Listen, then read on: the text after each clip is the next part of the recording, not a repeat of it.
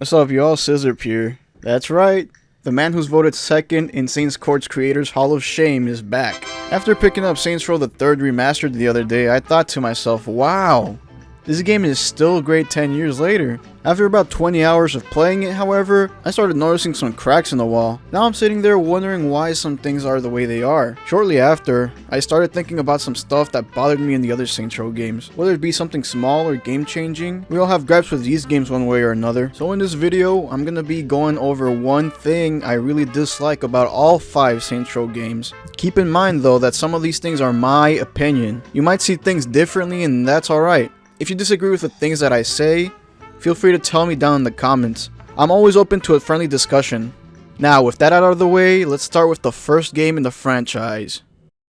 What more is there to say about the original Saints Row? It's where this beloved series made its debut, and while it being an almost 15-year-old game at the time of recording, it's safe to say that the gameplay did not age the best.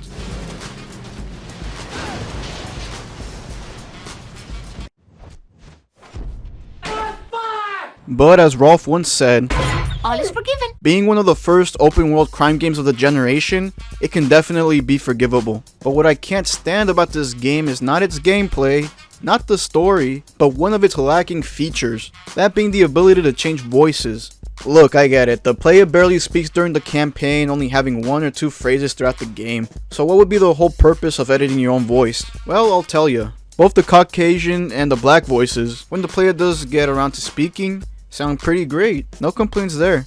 However, me being Hispanic, I'm stuck hearing this. You okay, player? I got run over by a motherfucking truck, what'd you think? Yeah, not the best voice. I'm glad they got around to getting someone else to voice the male Hispanic voice in Saints Row 2, but in Saints Row 1, the Hispanic player voice is just... Can you speed this shit up? I wanna go to freckle bitches. I don't know.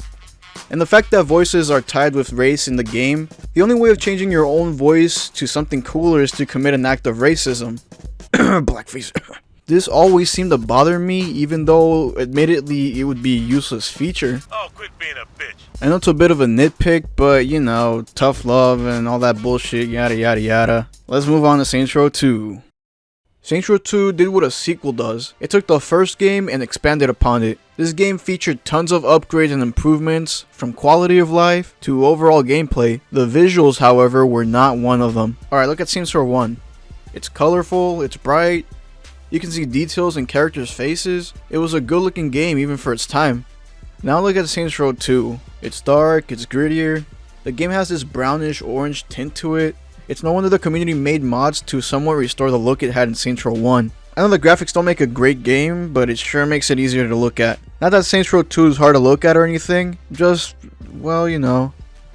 Next, Saints Row the 3rd. While being one of the most controversial entries to most fans, you can't deny the good times to be had in this game. Not much else to say other than this game can look pretty at times. I mean, sure, it can look cartoony at some points, but man, oh man, look at those road textures.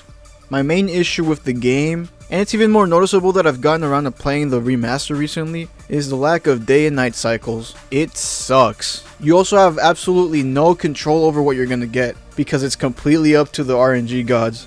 This is inconvenient as fuck. Especially if you're trying to do a hitman mission and you're trying to gain access to a certain pedestrian that only appears at a certain time of day. The reason why there's no day and night cycle, to make a long story short, was that Volition couldn't figure out how to make both a day and night cycle work while keeping the roads looking fresh and clean. Basically, Volition chose nice looking roads over a time cycle. I mean, I did compliment the roads earlier, but what did it cost? Everything. Saints Row 4, the best superhero simulator to come out ever. It even gave Superman 64 a run for its money. Even though it isn't a traditional Saints Row game, it's basically the latest mainline entry. We can look past its faults and realize that this game is pretty fucking fun. It's a melting pot of all things wacky. The superpowers, the bizarre and downright ridiculous weaponry. It's a sandboxer's paradise. Although with everything that the sandbox offers, it always annoyed me that there were many locations throughout the game that were only ever used once during the missions. Why didn't we ever have an option to revisit these places outside the missions? Old Steelport, for example, is a decent sized open map that would have been pretty cool to drive around and cause some mayhem in. No, not that mayhem. The Saints hideout in the simulated Stillwater could have been a sweet place to visit outside of missions, to pay respect to the old school games, and to check out that spicy Shandy pick. Also, it would have been pretty cool to restore the buildings that Zinniac destroyed in the simulation after beating the game. The landmarks and skyline of Saints Row the 3rd would have been pretty cool to have, and it would have made exploration much more fun and engaging. So the fact that we had a single map to explore with little to no alterations or customizability, pretty out of pocket. But it's whatever, I guess. Hopefully if there is a Saints Row 4 remaster, it can hook a brother up, you know what I'm saying? Last but not least, we have Saints Row Get Outta Heck. Whatever opinion you may have of this game, it's safe to say that it ruined the storyline of Saints Row beyond repair at this point. But I hate to admit it, I did have fun playing this game. The ruined storyline right now isn't the main issue with the game, that has to go with character choice. Kenzie, but why? I get that Kenzie played a bigger role in Saints Row 4 due to her being all tech savvy and shit, but Kenzie, really? This role was stolen from Shandy. Shandy should have been the one to go to hell with Gat. I mean, it makes sense. When Gat was killed in Saints Row the 3rd, Shandy was the one that was teary-eyed the most. So if any character would have been more fitting to go to hell with Johnny, it would have been Shandy.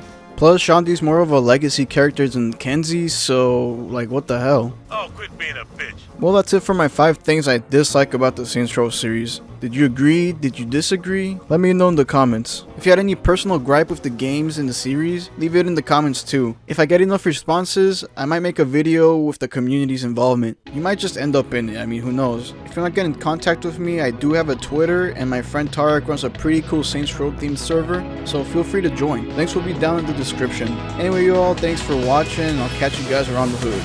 Peace.